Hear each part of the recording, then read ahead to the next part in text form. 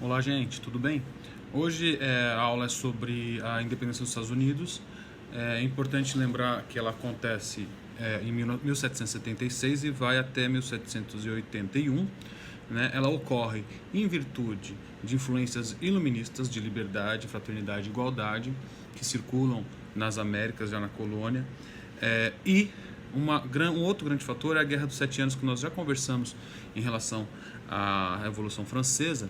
Essa guerra ela vai ocorrer entre as metrópoles, né? Na verdade entre França e Inglaterra, vai durar entre 1757 a 1763, e a Inglaterra sai vencedora. Porém, ela sai vencedora, mas ela tem um desfalque muito grande financeiro, né? O que vai levar ela a começar a cobrar muitos impostos das 13 colônias. Essas cobranças de impostos, justamente para recuperar a grana que eles gastaram na Guerra de Sete Anos, vai causar muita insatisfação dos colonos. É importante lembrar que é uma elite colonial, e essa elite colonial ela tem uma certa... A presença da Inglaterra durante a colonização não foi muito grande, né? Então eles conseguiam uma certa autonomia de decisão, por exemplo, em relação à cobrança de impostos e até questões de direitos em relação à metrópole. Então, o que acontece? A Inglaterra ela tem dois objetivos. Um é arrecadar muita grana com os impostos e, ao mesmo tempo, ter uma presença maior na América, né? Então, isso vai começar a criar muita insatisfação com essa elite colonial. Ao mesmo tempo, a Inglaterra vai proibir a ocupação dos territórios a oeste, né, dos Estados Unidos, que eram as terras indígenas. Só que os colonos eles tinham ambições para a ocupação dessas terras. Ou seja, os colonos queriam terra porque terra é sinônimo de riqueza, né, gente? Isso é importante lembrar. A Inglaterra não queria que essas terras fossem ocupadas para evitar confrontos com os indígenas que ocupavam essas terras. E aí começaram-se então a criar essas leis, que na verdade eram impostos. A primeira lei criada foi a Lei do Açúcar, em 1764. Ela fazia, né, com que houvesse como vou dizer, com que a negociação entre o comércio do açúcar perdesse o comércio triangular, que era muito rentável para os colonos, né? Isso foi gerando insatisfação. Na sequência, no ano seguinte, em 1765, foi criada a Lei do Selo, que todo documento que fosse emitido nos Estados Unidos, nas 13 colônias, nesse caso que ainda não existia Estados Unidos, né? Todo documento que fosse feito nas 13 colônias deveria levar o selo real. E, obviamente, cada documento que levava um selo real tinha um imposto sobre isso e dinheiro entrava na Inglaterra saindo dos Estados Unidos. Teve também, na sequência, em 1767, a Lei Townshend. Essa Lei Townshend, ela, na verdade, foi uma lei a mais que cobrava, basicamente, impostos sobre diversos produtos, sobre chumbo, sobre o próprio chá. E, na sequência, a Lei do Chá, em 1773, vai fazer com que haja um monopólio da Companhia das Índias Orientais, que é a companhia de comércio que a Inglaterra utilizava. Isso vai criar uma insatisfação enorme, porque o chá era uma coisa muito rentável. E quando você coloca o comércio monopolizado pela Companhia das Índias Orientais, faz com que essa elite colonial fique ainda mais insatisfeita. E aí, nesse cenário, em 1773, logo após a criação dessa lei do chá, haverá a festa de Boston, no mesmo ano, 1773.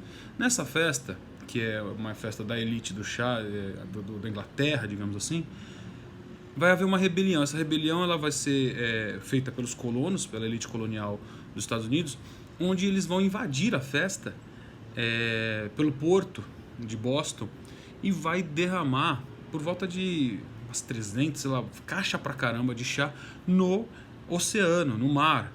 E isso vai gerar uma queda financeira, né?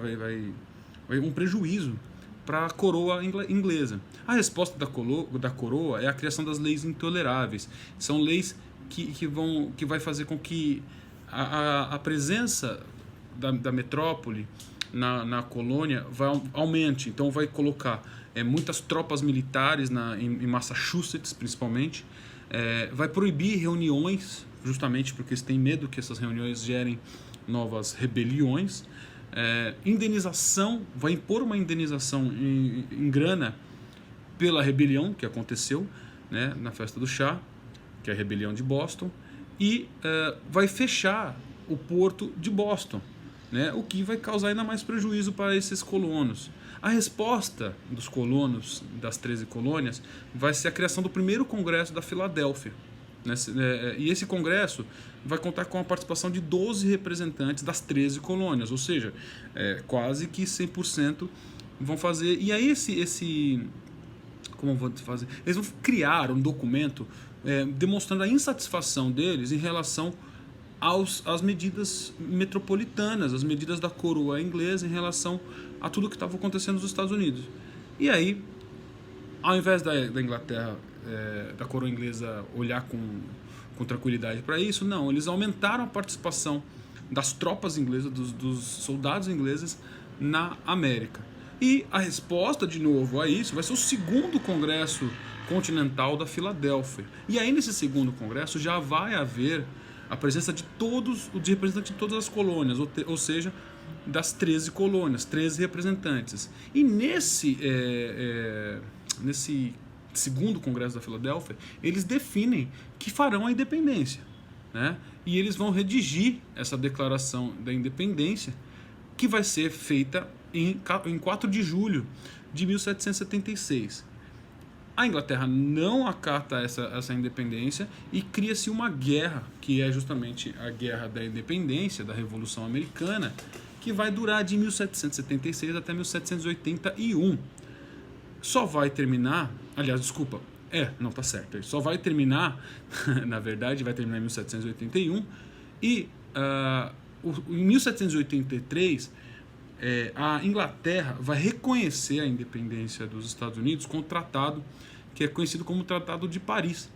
E aí, a partir daí, os Estados Unidos criam um republicanismo presidencialista, que vai ter eleição a cada 4 anos, e o federalismo, que é uma independência enorme, digamos assim, dos estados em relação à União, né, dos estados em relação à presidência da República. Então, significa que os estados podem criar diversas leis de acordo com suas necessidades, independente do que a presidência, das diretrizes centrais da presidência da República.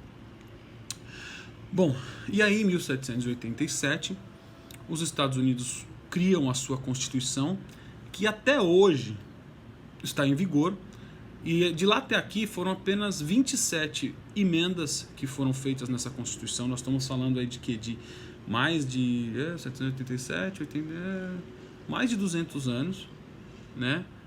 É importante lembrar que eles também já na sequência fizeram a reforma agrária, o que contribuiu muito, sobretudo para os colonos do norte, Nova York, Massachusetts, etc., porque eles conseguiram diversificar a sua produção. Isso é muito relevante, pensando, por exemplo, na diversidade de produtos dentro do sistema capitalista. Em vez de ter uma monocultura como era feita no sul dos Estados Unidos com as plantations. Bom, e aí, na sequência, eles fazem os Bill of Rights dos Estados Unidos, não confundir com os dos ingleses, que vai garantir os direitos de cidadão. Valeu? É isso, gente. Esse é o resumo da nossa aula. Um abraço.